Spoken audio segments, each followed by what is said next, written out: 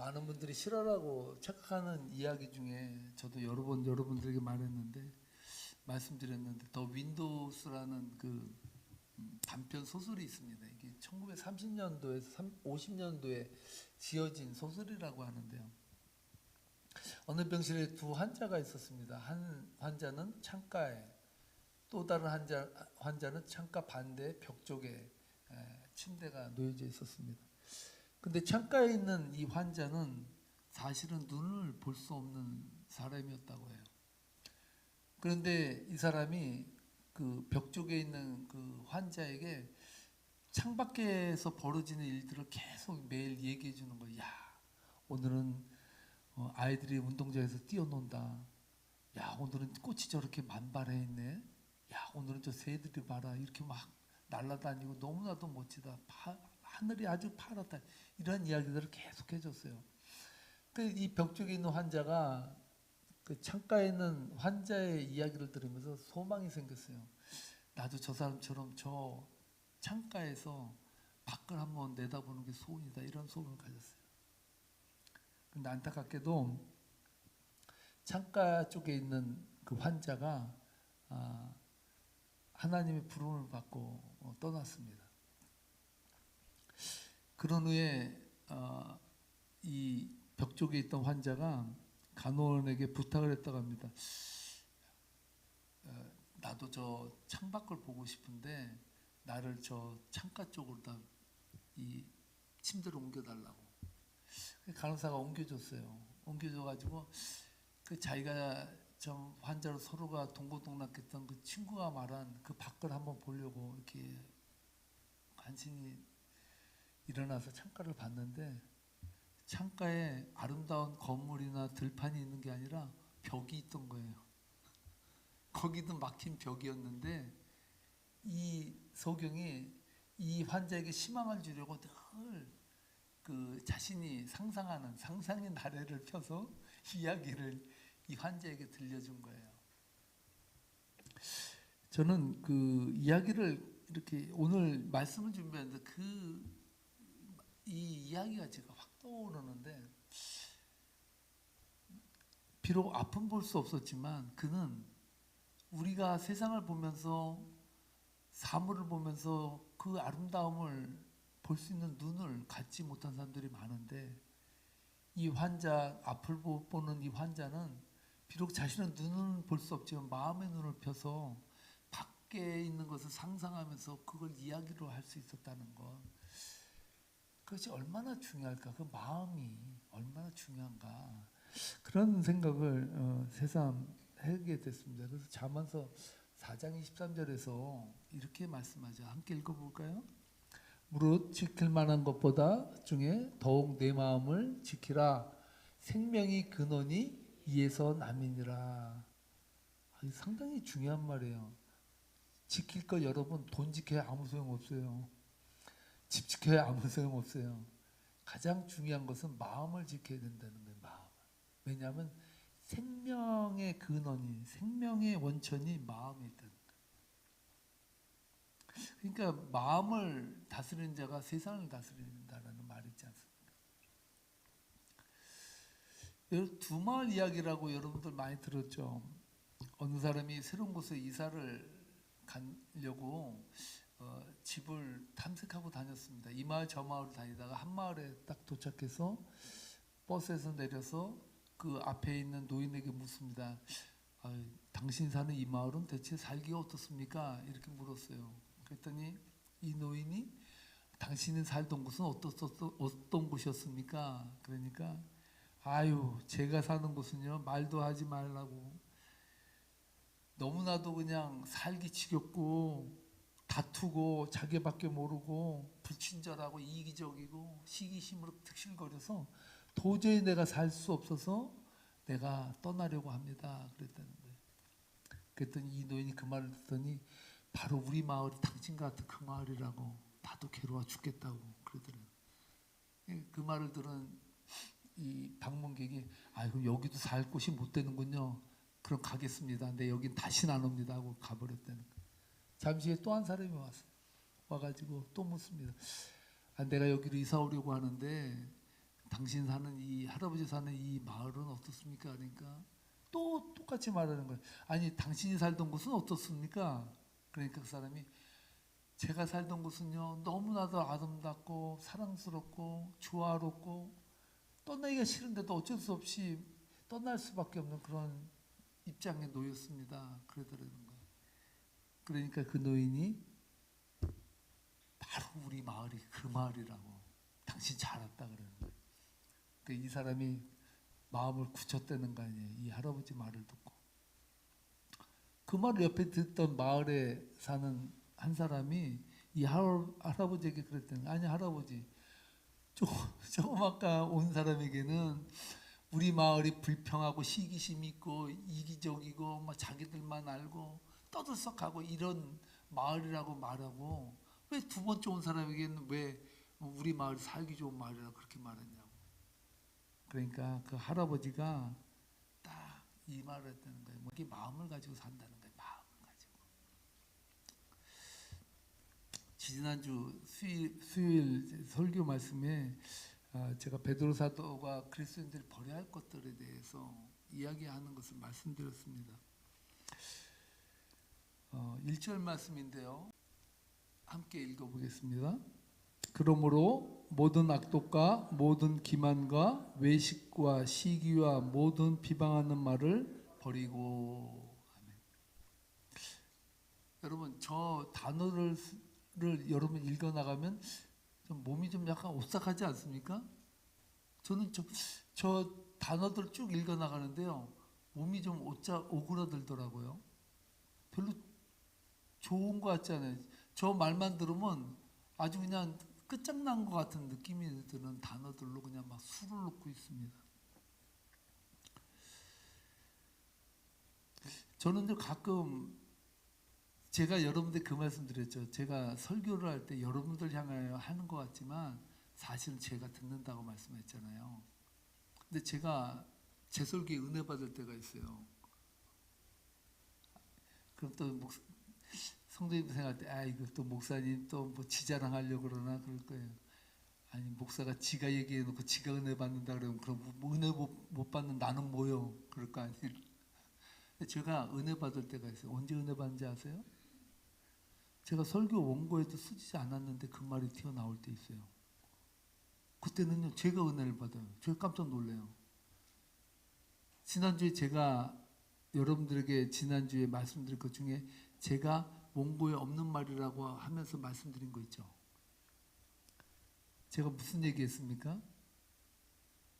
이거 알아맞히면 제가 50불짜리 기프트 카드 드릴게.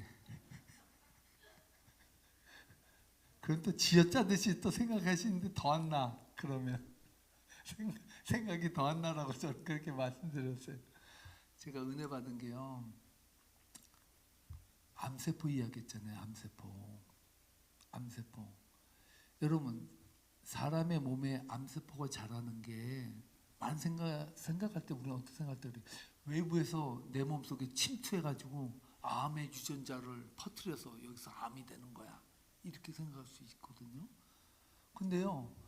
암세포는요. 쉽게 말하면 정상세포가 휘까닥하면 암세포 되는 거예요.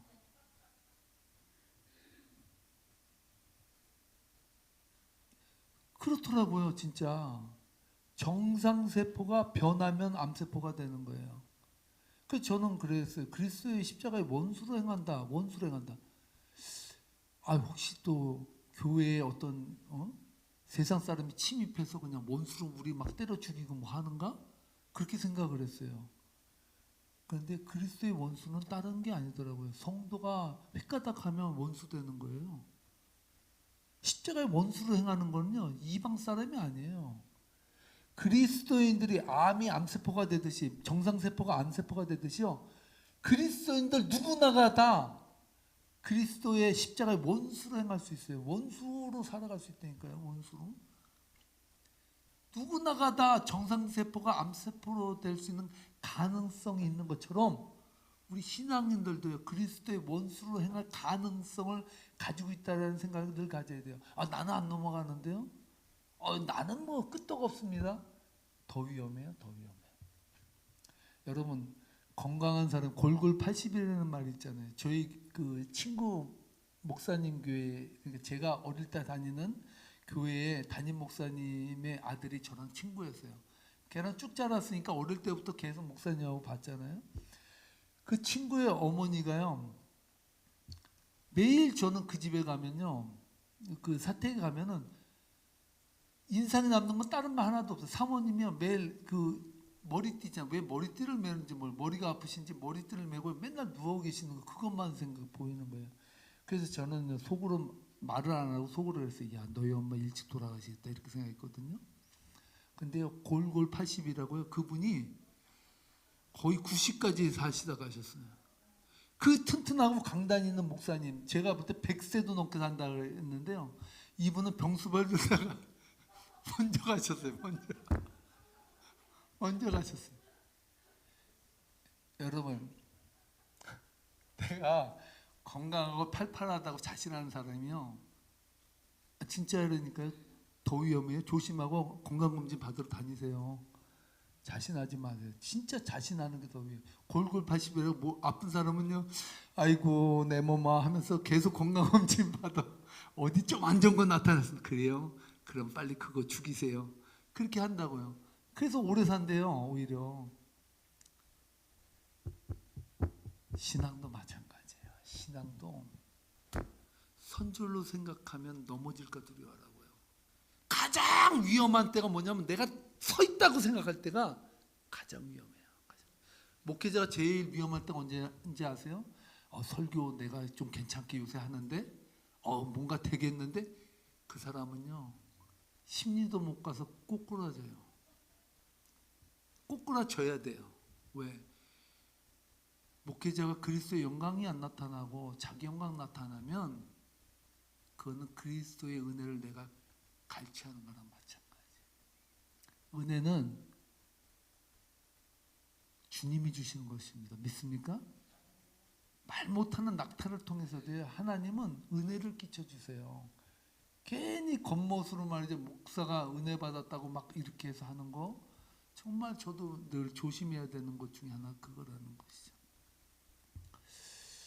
그래서 히브리서 6장 4절로 6절 말씀 보면요, 이렇게 말합니다. 함께 읽겠습니다. 한번 빛을 받고 하늘의 은사를 맛보고 성령에 참여한 바 되고 하나님의 선한 말씀과 내세의 능력을 맛보고도 타락한 자들은 다시 새롭게 하여 회개할 수 없게 하나니, 이는 그들이 하나님의 아들을 다시 십자가에 못 박아 드러내놓고 욕되게 함이라. 아멘. 이 말 들으니까요, 어떤 분은 그래요. 나는 은혜를 받아도 한 발만 받을게요. 한 발만 들어간대. 왜? 다 들어갔다가 한번 비침을 받고 타락한 자들은 다시 새롭게 하여 회개할 수 없다라는데 얼마나 겁나. 그러니까 반쯤 믿다가 갈 때 완전히 믿고 가겠다고 그렇게 말하는 사람도 있어요. 그런 뜻은 아니죠. 그런데 우리가 믿는 자들로서 경종이죠.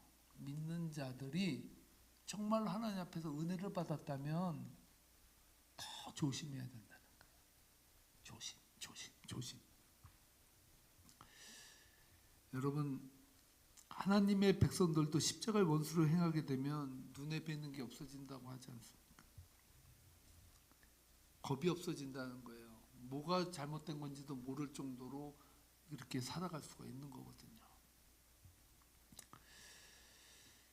세상 법정에서도요, 알고 지은 죄하고 모르고 지은 죄라면요 천지 차이인 거 아시죠? 살인죄도요, 내가 우발적으로 그냥 갑자기 갔는데 친구가 너무 나를 해코자 해서 화가 나서 갑자기 죽였어요. 만약에 그러면요, 이것은 우발적인 범행이에요. 그러면 10년 이하 정도에 나와요.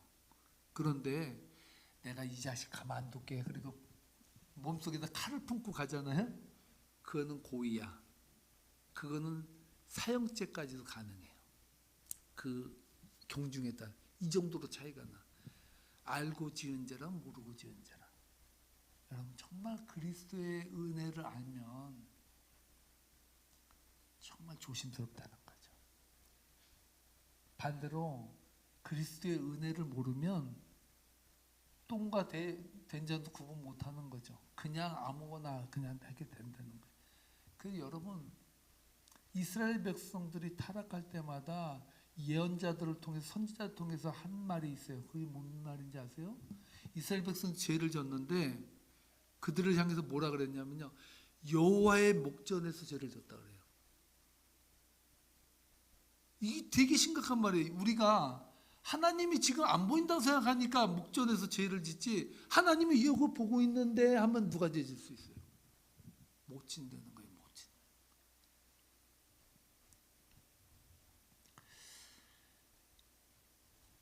지난번 동문회 모임할 때 강사로 오신 분들, 지난번에 저희 동문회 모임 여기서 예배드리고 하는 거 보셨죠? 그때 강사로 오신 분이 저 메들랜드에 사시는 그 은퇴하신 목사님인데요. 이분은 노회 사무총장으로 평생을 지내시다가 은퇴하셨어요. 이분이 그 노회 일을 하면서 하신 말씀이, 자신은 노예 일을 하면서 교회 싸움 뜯어말리다 끝냈다 그러더라고요. 그래서 이분이 책을 썼어요. 책이 나왔는데 저 차에 있는데 그 책 제목이 뭔지 아세요? 책 제목이 교회 싸움이야. 교회 싸움. 교회 싸움 어떻게 예방할 것이냐? 교회 싸움이란 무엇이냐? 왜 교회 싸움이 일어나냐? 얼마나 많이 교회에서 싸움이 일어났는데 이분이 교회 싸움이라는 책을 썼다니까요. 그러니까 어떤 분이 그런데잖아요. 세상에서 사람들이 회의 중에서 막 떠들고 시끄럽게 하니까 어떤 사람이 딱 일어나서니 그랬다는 거 아니에요.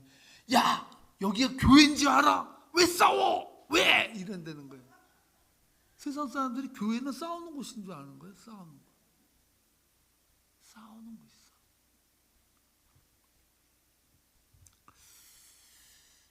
여러분, 이러한 분위기에서 하나님이 영이 임재할까요? 영이 임재해도 그건 이상한 거 아니에요? 죄가 많은 곳에 은혜가 많다. 그런 죄는 죄가 아니죠. 그런 죄가 아니죠. 다 잘났기 때문에 싸우는 거죠. 자기 의죠. 다. 예수님의 말씀은 간 곳 없고 여호와의 목전에 산다는 건 간 곳 없고 그냥 자기 기분 따라 자기 정욕대로 그냥 그대로 살아갈 수 있다는 거, 위험한 것을 내포하고 있다는 거예요. 이러한 마음의 성향을 버리라고 말하고 있거든요. 그러면서 하시는 말씀이 2절에서 이렇게 말해요. 갓난 아기들 같이 순전하고 신령한 젖을 사모하라. 이는 그로 말미암아 너희로 구원에 이르도록 자라게 하려 함이라. 여러분, 이 조합이 맞아요 이게? 저는요 아무리 생각해도 이 조합에 대해서 상당히 저는 궁금했어요. 아니, 악독과 시기와 외식과 기만과 비방을 버리고 그러한 사람들이 모이고 그러한 어떤 기류들이 흐르는 그런 가운데서 신령한 젖을 사모하고 앉아있으려면 주라는 말이에요? 살라는 말이에요? 예? 아니, 지금 젖 먹고 있을 때냐고. 지금 비방과 살리와 그냥 기만과 그런 모든 술수와 모든 것들이 막 팽배한 그곳에서 언제 앉아서 신령한 젖을 사모하고 앉아있냐고. 근데요, 베드로는 그래요. 신령한 젖을 사모하라고. 역으로 말은 뭔지 아세요? 악독과 시기와 분냄과 당짓는 것, 인간적이고 계산적, 세상적인 모든 것을 이길 힘은요, 신령한 말씀에서 오기 때문이에요. 그것을 이길 힘은 신령한 말씀밖에 없어요. 여러분, 그리스도인데 세상을 이길 힘은 하나밖에 없어요. 말씀밖에 없어요. 여러분이 의지하는 게 뭡니까? 이 험악한 세상을 살아가면서 우리가 능히 이길 수 있는 능력이 어디서 오냐? 그 말씀밖에 없다는 거예요. 말씀으로 이기지 않으면 누구도 이길 수 없다는 거예요. 당해낼 수가 없어요. 어떻게 인간의 그런 마음에서 들어 나오는 그 악한 생각들과 그런 모든 것들이 점령하는 그 시대 속에서, 그러한 상황 속에서 어떻게 그것을 헤쳐나갈 수가 있어요? 그 교회는요, 말씀과 기도로 무장해야 되는 거예요. 그것을 예방하기 위해서. 그렇지 않으면 정말로 우리 안에서 엄청난 그런 문제들이 일어난다는 사실을 말하고 있습니다. 그래서 우리가 그 하나님의 말씀, 하나님의 일을 하는 데 있어서 영적으로 성숙해야지만이 우리가 모든 이런 인간적인 모든 문제들을 이길 수 있는데, 정말 말씀이 중요함에도 불구하고 우리는 말씀에 대한 어떤 사모함이나 간절함이 없다는 거예요. 그래서 베드로 사도는 갓난 아기들같이 순전하고 신령한 젖을 사모하라고. 사모하라는 건 뭐예요? 마음속에 그래서 품고 그 말씀을 하나님의 꿀송이보다 더 단 그 말씀으로 이해하고 계속해서 그 말씀에 귀를 기울이라는 거예요. 그러면 이길 수 있다는 거예요. 그러면 이길 수 있다. 이 말씀이 얼마나 중요한지 누가복음 10장 여러분 잘 아시죠? 누가복음 10장에 보면 마르다와 마리아 이야기가 나오잖아요. 예수님이 오셨습니다. 그 두 자매의 집을 방문했어요. 근데 마르다는 오신 예수님을 어떻게 대접할까 할까를 놓고 막 동분서주하고 있었습니다. 그런데 이 철딱선이 없는 마리아는 예수님 곁에 딱 앉아가지고 말씀 듣고 앉아있네요. 그래서 참다 마르다가요 예수님께 쫓아 들어와서 뭐라 그랬습니까? 다 함께 39절로 40절 말씀 함께 읽어보겠습니다.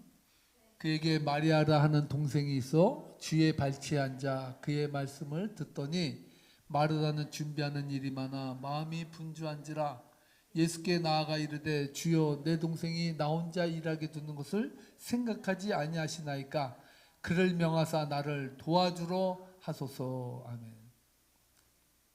마르다가 지금 누굴 대접합니까? 예수님 대접해. 쉽게 얘기하면 야 내가 내 먹으려고 하니? 네 먹이려고 한다. 네 먹이려고. 에? 마음속은 그거야. 그러니까 이 마르다가 예수님께 뭐예요? 그를 명하여. 그가 누굽니까? 예수님이에요. 예수님 명령하라고. 뭐라고? 야 마리아 철딱서니 없이 여기 앉아있지 말고 빨리 가서 누나 언니 그 일 도와줘. 그러라고 말하라고 명령한 거예요. 예수님에게 누가 마르다가. 근데 이때 예수님 뭐라고 말합니까? 41절로 42절 말씀인데 함께 읽겠습니다. 주께서 대답하여 이르시되 마르다야 마르다야 내가 많은 일로 염려하고 근심하나 몇 가지만 하든지 혹은 한 가지만이라도 족하니라. 마리아는 이 좋은 편을 택하였으니 빼앗기지 아니하리라 하시니라. 아멘. 이 말씀을 딱 들으면요 성도님들은 또 무릎을 딱 쳐요. 바로 이거다. 내가 부엌에 안 들어갈 수 있는 유일한 길은 오직 이 마르다 이 얘기를 붙들고 나는 계속 가리라. 나는 말씀 앞에만 쓰면 되는 거야. 그러면 나는 안 해도 이게 되는 거야. 얘는 예? 사람들이 그렇게 단세포적으로 생각을 해요. 단세포적으로. 그래서 많은 사람들이 들어 예수님은 역시 달라. 빠져나갈 구멍을 다 하나 만들어 주시네. 이렇게 생각하는 거예요. 빠져나갈 구멍을. 사람이 이렇다는 거죠. 이런 뜻입니까? 이런 뜻이 아니죠. 여러분 도와야 되죠. 함께 해야죠. 함께 해야 되는데 중요한 그 포인트가 있다는 거죠. 그것은 뭐냐면 말씀을 덮어놓고 말씀의 중심을 위해서 되어지는 일이 아니면 모두가 다 부차적인 거라는 거예요. 교회의 본질은 말씀이에요. 여러분 목회자가 강단에 쓰는 이유는요 단 하나의 말씀을 전하는 선포자가 쓴 거예요. 말씀이 그만큼 뜨겁고 중요하기 때문이거든요. 그래서 여러분 우리가 세상을 살면서 이 신령한 젖이 공급함이 없이는 절대로 영적인 성장이 일어날 수가 없거든요. 자라난다라고 그러잖아요. 신령한 젖으로 그리스도인들은 신령한 젖으로 자라난대요. 자라난다는 건 뭐예요? 성장하는 거예요. 쉽게 말하면 말씀이 없이는 성장이 안 돼요. 교회에서 우리가 맨날 일만 하고요. 무슨 계획만 짓고 프로젝트만 하면요. 그건 교회의 본질은 아니에요. 교회의 본질은 말씀이 살아있는 거예요. 말씀이 살아있으면요. 그 본질에 따라서 부수적인 것이 이루어지는 거지 주객이 전도되면 안 된다는 거예요. 주객이 전도되면 싸움해요. 주객이 전도되면 자기가 드러나고 주객이 전도되면 하나님의 영광을 가리워요. 그래서 우리는 이 마르다와 마리아 이야기를 통해서 이 말씀의 중요성을 우리가 깊이 깨달아야 된다는 것이죠. 그런데 이 말씀을 하고 나서요, 3절 말씀에 보면요, 이렇게 말합니다. 함께 3절 말씀 읽어보겠습니다. 시작. 너희가 주의 인자하심을 맛보았으면 그리하라. 베드로의 어법을 배워야 돼요. 목회자가요. 목회자가 강단에서요 세게 말하잖아요. 그럼 세게 시험 들어요. 이게 쉬운 게 아니거든요. 지혜로워요. 근데 베드로가 얼마나 지혜로운지 몰라요. 앞에 세게 말했거든요. 베드로가 막 그냥 뭘 버리라, 사모하라 이렇게 딱 말해. 그 저도 그렇게 겁 없이 했어. 그다음 수습해야 될 거 아니야. 수습은 3절로. 3절이 뭐예요? 너희가 주의 인자하심을 맛보았으면 그리하라. 쉽게 얘기하면 뭐예요? 주의 인자하심의 은혜를 체험한 사람, 하나님의 그 능력을 덧입었던 경험이 있고 체험이 있고 은혜가 있는 사람만 그렇게 하라는 거예요. 그렇지 않은 사람 안 해도 뭐 어떻게 하겠어. 저도 강하게 이렇게 할 때는 뭐예요? 하나님의 은혜의 체험을 받은 사람은 그렇게 하라고. 그 외에는 나도 몰라요. 그 다음에 나도 모르는 거죠. 참 베드로가 얼마나 지혜로운지 제가 이걸 보고서 베드로가 다시 생각났다니까요. 베드로가 뱃사람이 아닌데 베드로가 고단수다라는 생각이 들었어요. 옛날에 고은하라고 여러분 아시잖아요. 탤런트로 유명한 사람. 아마 우리 전도사님도 한국 떠난 지 오래돼서 고은하 탤런트는 알걸요. 옛날에 유명한 여자 탤런트였는데 이 사람이 콧대가 엄청 셌대요. 근데 자기 어머니가 한월산 기도원, 가평에 있는 한월산 기도원에 그 이만성인가요? 누구죠? 맞나요? 이만성 목사인가? 그 욕쟁이 목사님이잖아요. 그 사람한테 갔는데 도도하게 그냥 건방지게 가가지고 내가 탤런트네 하고 있었는데 이 이만성 목사, 이천성 목사님, 만석이네. 9,900을 또 올려버렸네. 천석인데 만으로 올려버렸네. 이 이천성 목사님한테 가가지고 이제 그 건방 떨고 있는데 이천성 목사님이요 기도를 딱 하는데 불덩이 같은 게 그냥 머리를 강타해가지고 완전히 거기서 그냥 쓰러지고 방언하고 막 다 저기가 열린 거야. 그 다음부터는 이분이 새롭게 하셔서 MC로 다 몇십 년이 됐잖아요. 하나님 사업으로 일하고 권사까지 되고 그렇게 봉사했어요. 근데 이만성이라고 또 그래요. 이천성 목사님이 얼마나 그 대단한 사람. 이분이 상위 군인이었거든요. 상위 군인으로 그 집회하는 현장에 옛날에는 그런 어떤 이런 한강변 이런 데서 집회하고 막 했잖아요. 그때 그냥 깡패들 들이물고 그 상위 용사들이 가가지고, 상위 용사들 알죠? 다리는 고무다리하고 뭐 아니 손에는 깔쿠리 차고 손은 없고 깔쿠리로 다 하고 막 겁 없이 다니는 사람들이잖아요. 이렇게 가가지고 깽판 치다가 예수님 거기서 만나가지고 회개하고 예수님 믿고 목회자 됐거든요. 근데 이 사람이 배운 게 도둑질하고 욕밖에 하는 게 없어. 설교를 하면요, 저희 어머니가 하도 그런 은혜를 사모하는 분이라 맨날 저 데리고 가가지고 그냥 가서 기도하는 가서 전 누워있고 자고 어머니는 은혜 받고 막 그랬거든요. 근데 저는 다른 건 몰라도 이천선 목사는 참 요가는 걸쭉하게 잘한다 그거밖에 생각 안 나.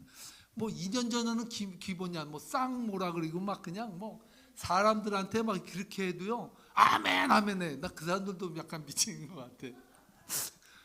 얼마나 대단하게 그렇게 하던지. 그러니까 그것을 보고요 어떤 목사님 좀 약간 걸쭉한 목사님이 있어요. 나도 저 사람은 패러디 해야겠다 그렇게 생각을 했대. 그래서 강대상에 와가지고요 교회에 와가지고 설교를 하는 중에서 완전히 막혔다는 거야. 예배 시간에 나중에 쫓겨났대잖아요. 네가 이천석이냐?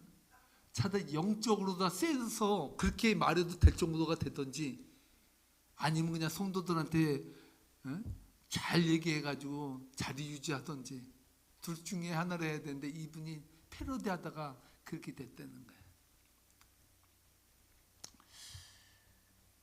여러분, 베드로 사도는 그렇게 얘기를 해요. 앞에 세게 말한 뒤에 너희가 주의 인자하심을 맛보았으면 그렇게 하라고. 그렇게 하라고. 교회는 하나님의 말씀이 살아있는 곳이에요. 말씀의 현장이, 말씀이 이 땅에 떨어지는 은혜의 현장이에요. 말씀 위에 그 어떤 것도 앞에 쓰면요, 그것은 십자가의 원수가 될 수 있어요. 내가 암세포가 될 수 있는 거예요. 정상세포가 암세포가 되듯이 그리스도인들이 십자가의 원수로 행할 수 있다고요. 주의 인자하심을 맛보은 분만 이 말씀을 들으시기 바랍니다. 아멘? 기도하시겠습니다.